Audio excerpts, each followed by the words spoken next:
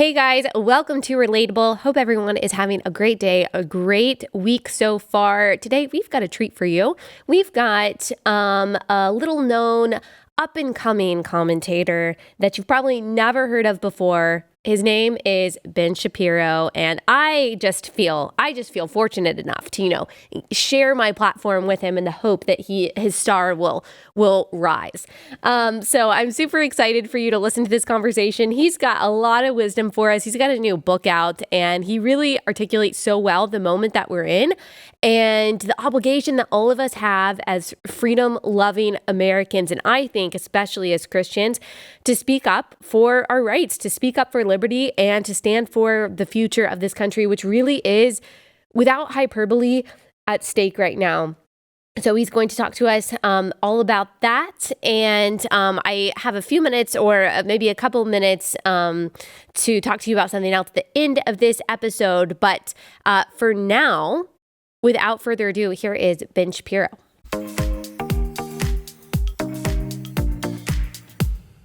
Ben, thank you so much for joining us. Listening to your recent episodes, looking at your recent tweets, I feel that one thing that you have really been trying to make clear is that you are a proponent of not taking the vaccine or any vaccines. Is that correct? You're one of the most infamous anti-vaxxers. Do I have that information right? Totally right. I mean, so I believe the Daily Beast printed a piece where they suggested that, and I forced them to retract it. And then there was a piece in the Week where they said that, and then I also forced them to retract that. As you know, okay, and have known for a long time, I'm like the most pro-vaccination guy on the right. I've been really pro-vaccination long before COVID. Oh, I'm so glad that you corrected that, because I told everyone before you got on that you said that it was the mark of the beast. So that's not right. Yeah. That's not right. Listen, I'm just happy to be, honestly, I'm just happy to be microchipped.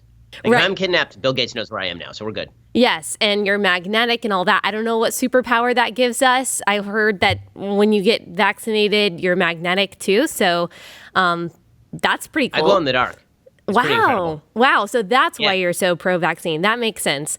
Okay, let's talk about vaccine for just a second. I know you've been talking about it a lot, but I get questions about this every day from people saying, okay, I've done the calculations for me, for my family, don't want to get the vaccine, some people are saying, and yet they're mandating it at my work, or I'm a federal employee and I don't know what to do. I mean, what do you tell those people? I know you want them to get vaccinated, but say they don't want to. What's your advice for those people? So, I mean, if you don't want to get vaccinated, it's still a free country. And that means that, you can push back against your employer. The truth is your employer does have a broad level of legal protection in making you get vaccinated. I mean, that's just the truth of private employment in the United States. It's also true under public health statutes. There's not a lot you can do legally speaking. Yeah. But if you choose not to get a vaccine, certainly I think you should be able to make that sort of choice. And frankly, at my company, we don't mandate that everybody get a vaccine because you're an adult. And one of the beautiful things about the vaccines is that they're so effective that now that I'm vaccinated, frankly, it's none of my business whether you're vaccinated at this point. And if you get COVID and you get seriously ill, that one's on you, frankly. You're an individual human being. You have the capacity to make your own decisions. I think that if you're above a certain age, it is very, very stupid not to get vaccinated. I think that if you're below a certain age, I think that it's more of a question. But everybody is an individual. You all get to make your own decisions, and I can't live your life for you. What do you make of a lot of the messaging that we are seeing that seems to actually disincentivize people to get the vaccine? People who are already hesitant, but maybe they were thinking about getting it, but then they saw the CDC saying, we're only a few variants away from the vaccine not working. And they're like, well, why the heck would I even get it? What's with the back and forth and the waffling from people who say that everyone absolutely has to get vaccinated? They're insane. The public health bureaucracy is completely out of its mind. Yeah. The latest advice, which is that vaccinated people are supposed to mask up, is predicated on such abject nonsense that it makes the head spin. I mean, the Washington Post had an entire piece today talking about how they haven't presented no data. The CDC has presented no data, and now even the Washington Post is asking questions about that. So, what I frequently like to do when I'm looking for data on the efficacy of the vaccines is I go to this place called the CDC, and then I look at their actual stats. And you know what those stats show me? They show me that of the 161 million people who have been vaccinated in the United States, a grand total of less than 6,000 have been hospitalized with COVID-related symptoms, and many, many fewer have died, which means that if you get the vaccine, your chances of ending up in the hospital with COVID are something like 1 in 27,223, last time I checked. Those are not bad odds, right? I mean, the risk factors are wildly lowered. And beyond that, why am I supposed to mask up in order to protect a bunch of people who have the option to get vaccinated at any point? Why am I supposed to mask my kids in order to make that happen for people who choose not to get vaccinated? In fact, the message should be pretty simple. The vaccines are very effective. If you choose not to get the vaccine, that's your choice. You can live with that. But nobody is going to baby you, and no one is going to protect you from getting COVID from the highly infectious Delta variant because you don't wish to get the vaccine. That would be an incentive for people to actually go out and get the vaccine at this point. But the CDC is just and what they're saying about the vaccine, too, is just not rooted in data. So, for example, Rochelle Walensky, the head of the CDC, she said on national TV yesterday that the reason that vaccinated people ought to mask up when they go into public places is because out of every 20 people who have the vaccine, maybe 1 or 2 of those people are going to get a breakthrough case. That's just a lie. It's not true. The CDC itself says that the rate of breakthrough cases, symptomatic breakthrough cases in the United States for the vaccinated is not 1 in 10, which would be 10%. It's not 2 in 10, certainly, which would be 20%. The rate is 0.098%, which is approximately 1 in every 10,000 people get vaccinated will get some sort of breakthrough case that's symptomatic, according to the CDC. So they're actually down-talking the vaccine. I'm much more pro-vaccine than the CDC or the NIH. It's unbelievable. Which is so bizarre because you can't simultaneously bully people into getting something that maybe they don't want to get and tell them, well, it might not be worth actually getting it. That just doesn't make sense. It's almost like they don't want those people to get the vaccine so they can continue making this some kind of political thing. I mean, headline after headline says it's only white evangelical Calvinist Trump supporters that are not getting the vaccine when that's not even true. It's almost like they want to keep writing those headlines. And so they're encouraging people, at least implicitly, not to get the vaccine. I don't know. That seems like a conspiracy theory, but I'm just trying to make sense of all of the I agree with you. messages. I mean, I think that if you wish to convince somebody to get the vaccine, and I convinced somebody in my personal life to get the vaccine yesterday. It was a 63-year-old guy. He hadn't gotten the vaccine. And I said, well, why haven't you gotten the vaccine? And he said, well, I feel like I'm going to wait a year and see what the long-term effects are. I said, well, in that year, there's a good shot that you're going to get infected. Here are your risk factors, right? He gave me sort of his health. He said, here are your risk factors. Your odds of dying from COVID are significantly higher than any of the risk factors we're currently talking about with regard to the vaccine. And now you make your own risk assessment, right? You're going to say, here's the risk, here's the reward. And he went and he got the vaccine. The way that the public health establishment talks to people is not this. They're not like, let me give you all the information. Let me explain to you why your risk of getting sick from the vaccine in a serious way is lower than your risk of getting sick in a serious way from COVID based on age stratification and prior health condition. Instead of treating people like rational human beings, instead, they just want to yell at you. And what that says to me is not that they want to get people vaccinated at this point, is that they wish to yell at people. They wish to say that you are stupid. I mean, literally, Nancy Pelosi says this, that you're a moron, you're an idiot if you don't get the vaccine, and we're just going to yell at you. Well, you're not convincing anybody by doing any of that. All you're really doing is creating a group of unpersons who don't really even deserve the vaccine, frankly. I have to say, I'm amused, highly amused, by there are a bunch of people on the left who are now saying things like, well, you know, if you don't get the vaccine, and then you get sick from COVID, we shouldn't cover your medical bills. Yeah. And I thought, welcome to the privatized medical system that we have all been arguing for, in which you own your own health here on the right. Welcome to the libertarian right gang. But they only become libertarians when it comes to people who they hate, apparently. Yeah, let's talk about a little bit more about, I mean, maybe it has a connection to libertarianism. We'll get into that in just a second. But talking about all of this and just the incompetence of the government and the left's hypocrisy, I want to transition into talking about your book. Can you tell us what it is, why you wrote it, especially at a time like this when people are talking a lot about authoritarianism? So on the left, the story goes like this. January 6th was the high point of authoritarianism in modern American history. The true authoritarian threat to the country came from Trump and his band of 75 million droogs who are going to overthrow democracy and all of this. And that's just not the lived reality of Americans. Okay, the real authoritarian threat to the country right now is largely coming in the form of non-governmental sources. It's coming from the takeover of every major institution and the weaponization of those institutions against you. And yeah, some of that is happening within the government, like with mask mandates. But a huge percentage of this is happening when your corporation tells you if you don't post a black square, you're going to get fired. Right. Or when your educational establishments are trying to indoctrinate your kids with critical race theory, and then they yell at you and they try to other you if you say, I don't want you doing that. Or when the scientific institutions declare completely anti-scientific conclusions, like that men can be women and women can be men. And if you disagree with this, then you are treated as outside the realm of rational debate. Americans feel this. By polling data, nearly every political group in the United States, with the exception of the radical left, feels they can't say what they want to say in public for fear of blowback. We are living in a moment where everyone is at risk of being declared outside the Overton window at any given time, and then essentially turned into a wanderer within society, wished out into the cornfield. That's a dangerous thing. It will bleed up into government policy. You're seeing the country basically polarize because the radical left has taken what were neutral institutions and now turned them into weapons for itself.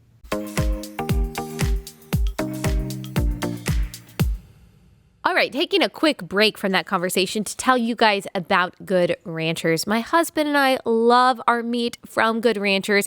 Just makes our life so much easier. You just go online, goodranchers.com/Allie. When you do, you pick the different kinds of meat that you want, different kinds of cuts of beef, and then the better than organic chicken that they have. You can get pre-marinated chicken or not pre-marinated chicken. And then they pack your box of all of your selections. Everything's individually wrapped, so it reduces waste that way. Shows up at your front door in tops 5 to 7 days. And actually, if you use my link, goodranchers.com/Allie, you get free express shipping. So it's going to be to your door even more quickly than that. And it's ready to grill if you want to go ahead and grill it, or you can put it in the freezer. We actually ended up buying like a big freezer so we could store all of our Good Ranchers meat and some other things. We just love it that much. Makes our life super easy, especially when, you've got craziness of kids running around and all of that. You really want an easy and also an affordable option for dinner. Good Ranchers takes care of all of that for you. Also, you can rest assured knowing that it is ethically raised meat and it's from exclusively American farms and farmers. Over 80% of the beef that you see in grocery stores is actually imported from overseas, but that is not the case with Good Ranchers. You get 100% American craft beef, better than organic chicken. And that's another reason why we love it so much. So go to goodranchers.com/Allie, get $20 off and free express shipping. And you also save a lot of money if you go ahead and subscribe and get the box of meat consistently. Go to goodranchers.com/Allie, get $20 off and free express shipping. It's goodranchers.com/Allie to get $20 off and free express shipping.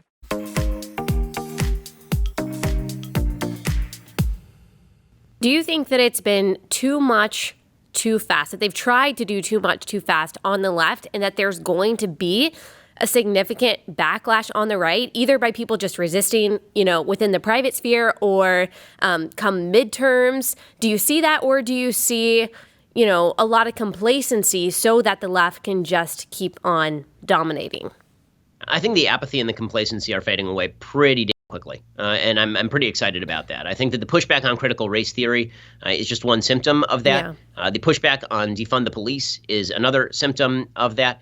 And a lot of us who consider ourselves, fairly libertarian when it comes to governmental policy, a lot of us are beginning to say, well, listen, if you guys are going to weaponize the institutions this way, we better come up with some solutions other than sit here and fret, right? And those solutions may involve retaliatory boycotts and mutually assured destruction. Some of those solutions may involve starting our own businesses that cater to the neutral and cater to the other side of the aisle. And some of those solutions may actually be legal in nature. You might have to, for example, pass state laws that bar the teaching of praxis critical race theory. You might have to pass state laws or federal laws that curb Section 230 of the Communications Decency Act if all of these organizations are going to be turned into arms of the federal government restricting freedom of speech.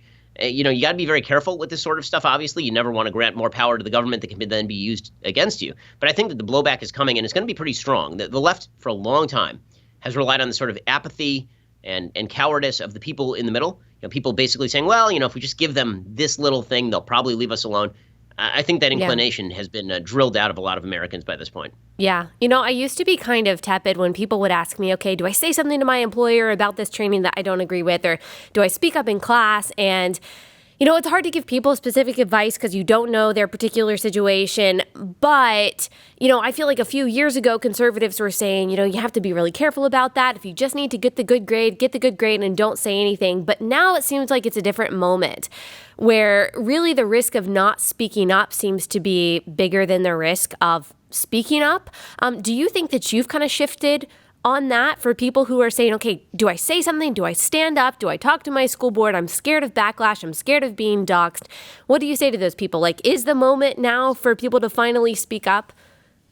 So I think that one of the important things to do here is to act collectively, right? The right doesn't like to act collectively. So I still say to individual students, you're in a class with the professor hates your guts, they're going to give you an F. You're not going to change any mind. So why do you write on the final what you want to write? There's really no point in doing that. To give the professor what they want. Speak up in class if you can convince other students. That's fine, right? It's always ends driven, I would say, as opposed to just running directly into the face of directly into the face of a fire that's likely to burn you. There is something tactical here. But when it comes to, for example, the corporate world, I think that it is very important. You're unlikely to succeed if you just write an individual email to your boss saying this critical race theory nonsense is nonsense. You're much more likely to succeed if you go to 10, 20% of the employees of the company and you have them all sign a letter saying we're not doing this. Because this is what the left has done, right? The left doesn't act alone. It's not one lefty writing a pissed off email to a professor. It's the entire left mobilizing as a group. And what we've seen from the left, and it's been very successful, is the process of what I term renormalization in the book. It's not my term. It's a term that's been used in social science. 20% of any organization, if they are intransigent and aggressive and loud, can shift the other 80% of an organization so long as they refuse to budge. But it takes 20%. You can't be the only person in the room. Yeah, so you have to start by convincing other people or being the first person to speak up, at least in private conversation, like with fellow students or employees, just to see if you can get kind of a coalition of people to speak up about this kind of thing.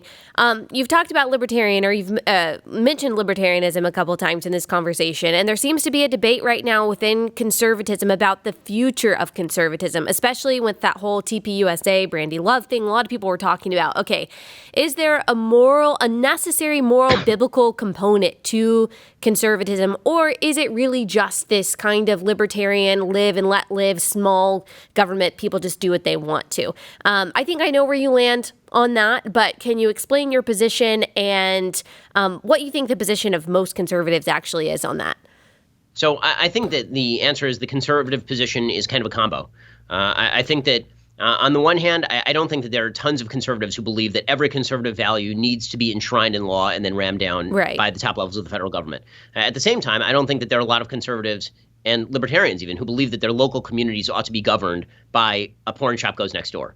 Right. So I think that there is some complexity to this. I think that the closer you are to the local level, the more you probably want the local and state government that reflects a more homogenous community reflecting your values. And I don't think there's anything wrong with that. That's why we have a federalist system. The founders contemplated explicitly this. They wanted a fairly weak centralized federal government, but state and local governments were expected to engage in a lot more of this sort of stuff. That's actually been a fairly consistent position of mine for quite a while. Again, I live in a community. I want my community to be governed by certain rules that make it easier for me to raise my child. But if you're going to acknowledge that we are a country of 330 million people, and if you'd like that country to remain together, you're also going to have to recognize that San Francisco is not going to be governed very much like Birmingham, Alabama.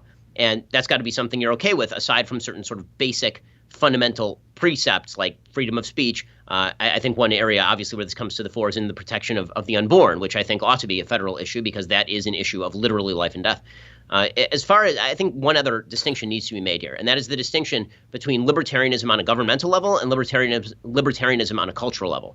So I've never been a cultural libertarian.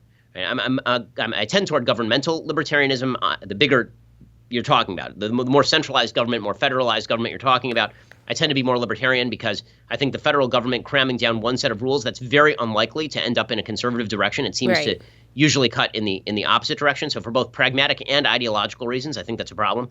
But when it comes to cultural libertarianism, there I'm very much against it. So I think that most of the major institutions in our society that vitiate the problems of libertarianism are conservative institutions. I think the failures of governmental libertarianism can mainly be laid at the death of social institutions, meaning as churches decline, as people start acting in less virtuous ways, as people stop having local communities to whom they are answerable, then you do need more government compulsion at the top level. And so I'm not ready to surrender in the social sphere yet. I think what I see from some nationalist conservatives is this, okay, you're right, the social institutions have declined. They're not coming back unless we use the federal government in order to compel. And I just don't think that that's a successful strategy. I think the rebuilding of social institutions has to be done ground up, not top down. Yeah. So do you fear what seems to be like a growing populist faction among conservatives, especially those that maybe are economically to the left. They're still socially conservative, and they do believe in harnessing the power of the federal government to kind of do what conservatives want it to do. The view of economics of some on the nationalist, populist sort of right, I think is wrong-headed, and I think that it fails to acknowledge what markets are. So whenever I hear people talk about, we don't have to organize markets in this way. The market works for us. We don't work for the market. I think that's a fundamental failure to understand what free markets are, which are an acknowledgement that you are an individual, rational human being capable of running your own affairs. The markets are an outgrowth of individual rights. Markets are not a way of in utopian fashion shaping the society that you wish to see.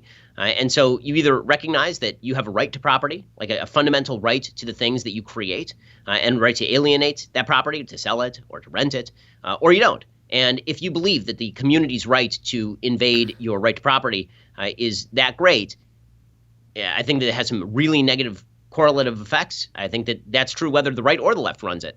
Frankly, I think that all of the great benefits of capitalism, which has been linked pretty generously to human rights over the past couple of centuries, all of the great benefits of capitalism, both economically speaking and in terms of human rights, go by the wayside if you fail to recognize those fundamental individual rights that undergird the free market in the first place. Yeah.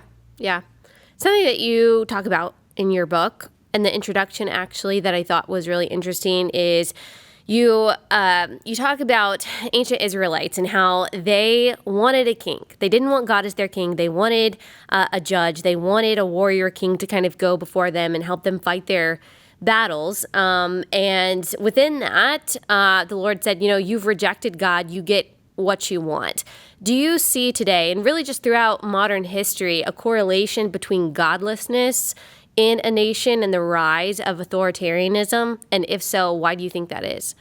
I mean, that's certainly true in the modern era, for sure. And the reason is because human beings have a need to feel like they are in control of the world.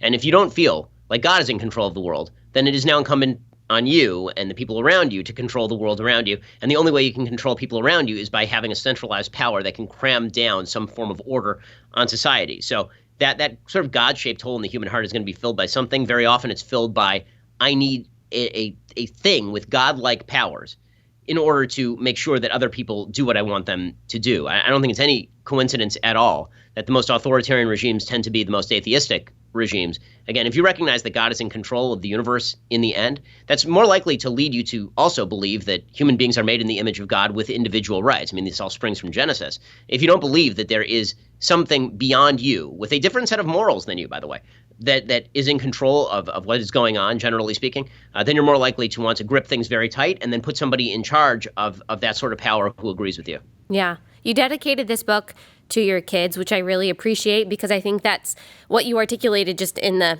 beginning of the book is the concern that a lot of parents have, that our kids aren't going to grow up in a free country or in a country that is as free as the one that we grew up in. Can you give us a pessimistic look of the next 20 to 25 years if the left gets its way and the right doesn't do anything about it? And then can you give us a more positive look of what the next 25 plus years could look like if things swing in the other direction? So the pessimistic view comes easily and naturally to me. So here's the pessimistic view of what things look like over the next couple of decades. You start to see cram-downs at the state level, particularly in blue states, in which CPS shows up at your door if you don't teach the proper left-wing social values. You've already started to see this in places like Canada. You're seeing it occasionally in the United States. Your kid goes to school one day. Your kid says, I feel like a girl is a boy. The teacher doesn't tell you. The kid comes home and you say, well, you're not a girl, you're a boy. And then your kid tells the teacher sends CPS to your house and removes the child from your home. I think that we are moving in that direction very, very quickly. And I think that within the next 5 to 10 years, you're actually going to see that sort of stuff occurring on a fairly common level in places like California. I think that you're going to start seeing, and you already have seen, children being indoctrinated with the idea that race is an essential characteristic and that they are guilty or victimized by pure nature of their race. They're going to be indoctrinated in the idea that America's systems are bad and that the only way to rectify America's systems is to hand enormous power over to a centralized government to achieve what Thomas Sowell called cosmic justice. So you see major centralization of power in the federal government. The only kickback from this on a national scale is going to be at the state level. And then that's when the pedal hits the metal. how hard is the federal government going to be willing to push in order to effectuate these top-down mandates, in order to effectuate California policy on Florida or Texas or Tennessee.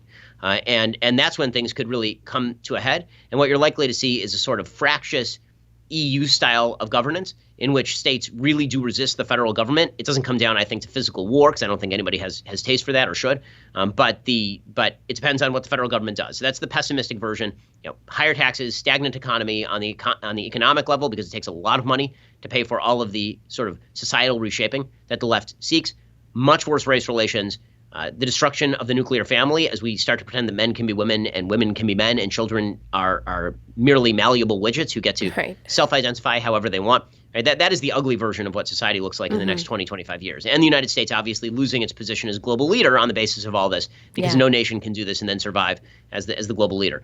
The more optimistic version is that people come to their sentences and say to the woke left, enough is enough. And this really relies on sort of centrist Democrats, moderate liberals, to say, we agree with the left on a lot of fundamental kind of utopian notions, but we are not willing to sacrifice individual rights, free speech, open debate, people raising their kids. We're not willing to sacrifice those things on the altar of utopia. And so you get a pushback, and states continue to resist, the federal government's encroachments. And instead of the federal government responding by gripping tighter, people at the federal government level say, okay, well, you know what? Maybe the only way we can live as a country is to allow more devolution of authority down to the state or local level. Now, that's the more optimistic version. I don't think that is entirely unplausible. I think that pushback could definitely happen, but I do think that we are balanced right now on the razor's edge between one and the other. Yeah, I absolutely think that's true. And we haven't even talked about the foreign powers at play. We haven't even talked about what China wants. We haven't even talked about big tech and the major corporations and how they would ever relinquish power. There's just a lot that goes into all of this. I know a lot of people are anxious about it, but one of the things that they can do to fight back is buy your book. So can you tell people where they can buy it, how they can support you, and all that good stuff? Well, you can head on over to dailywire.com right now. I believe we're still selling signed copies over there, or head on over to Amazon or wherever books are sold before this book is banned. Go check out the Authoritarian Moment, available everywhere right now. Okay, last question. Cardi B has a new song out. I'm guessing that you know it, you've memorized it. I am looking forward to some kind of music video from you. Is that correct? I actually haven't seen the new Cardi B song. Wow. You're behind. Believe it or not, this is not my... despite my record as a platinum award-winning rap artist, I don't keep up on the trends with the kids too often. But I guess I will have to check it out, because I have been reliably informed that Cardi B is the modern Shakespeare, and that her control of verbiage, her extensive vocabulary, her incredible rhyming, and also twerking skill mandate that every rational and thinking person take a look at her work and take it very seriously. Yes, not just a brilliant artist, but also a moral example for us all. So thank you for reminding us of that. I appreciate it. And thanks so much for taking the time to come on. Thanks, Allie.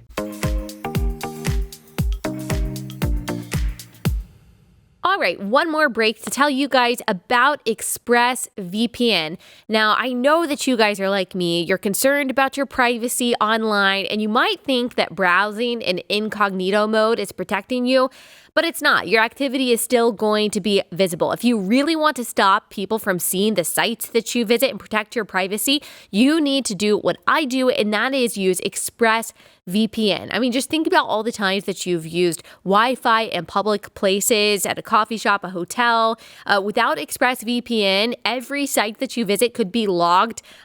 Could be logged by the admin of that network, and that's still true even when you're in incognito mode. What's more, your home internet provider can also see and record your browsing data, and they're legally allowed to sell that data to advertisers. You are the product for all the free services that you use online. That is why ExpressVPN exists. It works on all of your devices. It's super easy to use. You just need one ExpressVPN account, and it covers up to 5 devices. That's what we do, and it really is so easy.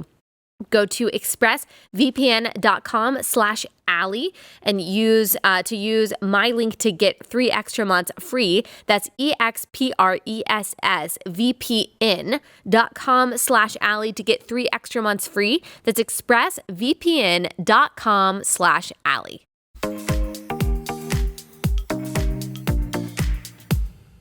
All right, guys, hope you enjoyed that. I know that you did. I mean, I could just listen to him talk all day. Now, you might have to put it on time in order to really understand what is being said. But I just always appreciate his wisdom and his insight so much. I am so continually amazed. Let me just say this on the back of that conversation. I'm amazed, disappointed by a lot of the evangelicals who, during the Trump era, felt that we were in an authoritarian moment and that they had to speak up, that they were obligated to stand for justice and stand for truth and speak truth to power and push back against Trumpism, especially when it comes to immigration and some of the things that he said, who have literally nothing to say now, who have nothing to say about abortion policy, who have nothing to say about the mistreatment of migrants at the border and the importation of thousands of migrants from the border into the interior of the United States, who have nothing to say about Biden policy that allows boys into girls' locker rooms, who have nothing to say about massive inflation that is working as a tax on the middle class and is further burdening people financially after we've had one of the hardest economic seasons in American history, who all of a sudden just don't care about politics anymore. They don't care about speaking truth to power. They don't care about the things that are going on. They still only really care about politics insofar as they can criticize conservatives and Donald Trump. Guys, wake up. Wake up. Know where the threat is coming from when it comes to liberty, especially religious liberty, when it comes to the people who want to attack the church. I promise you it's not coming from the right. That doesn't mean there aren't heretics on the right. That doesn't mean that there aren't dangerous and, fallacious theologies on the right, because there absolutely are. But the hatred and the angst and the desire for destruction of the church is coming from the left. Now, we know that Jesus promised that the gates of hell will not prevail against the church. So I'm not worried about the actual destruction of the church. But do I worry about the future that my kids are going to walk into, where there may not be religious liberty, where there may not be the constitutional rights that have made this country so great and have taken us from a country that enslaved people to a country that now allows for equal opportunity and where people of all backgrounds have been able to thrive? Yes, I am worried about that. And you should be concerned about that too. And the fact that you aren't means that you are just an opportunistic grifter who wanted to, go viral a few times for dunking on Trump. This is a lot bigger than Trump. I've always said that. That's why I didn't bother quite as much with constantly, arguing about Trump, not because I agreed with everything that he did and said, but because this moment that we're in is so much bigger than Donald Trump, that talking about Donald Trump at this point is really just a distraction from the overhaul of our country that is coming from the left. And so you just need to wake up. You need to open your eyes. Doesn't mean that you have to agree with the Republican Party on everything, but you need to see where the threats are coming from. I hope that this episode kind of opened your eyes to at least some of those things. All right, that's all we've got time for. We will be back here soon.